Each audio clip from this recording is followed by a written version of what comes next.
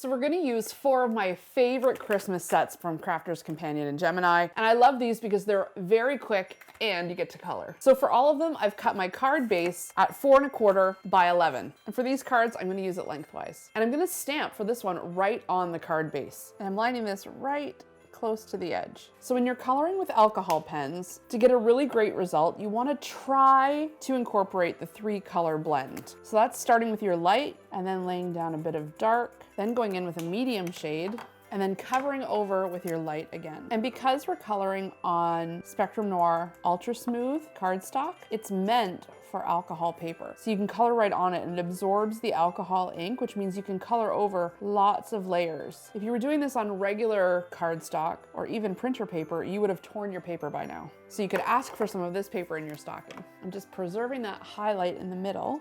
Even in the really small spaces, I'm doing the 3-color blend. So now to help these Christmas ornaments stand out from the background a little bit, I'm gonna take a very, very light blue color. You could do this with a very light gray also, and I'm just going to trace all the way around the image. And I'm using the chisel tip for this. Your eye barely notices it, but it does help the ornaments pop off the page. The set comes with a coordinating die, so you can either cut out the entire image, or what I'm gonna do, and I think it's kind of cool, is I'm gonna cut out just this half of the cardstock. So I'm gonna lay it down on my Gemini plate, line up the half of the die, just gonna hold it in place with some washi tape and run it through the Gemini. And now I've got this great edge on my card.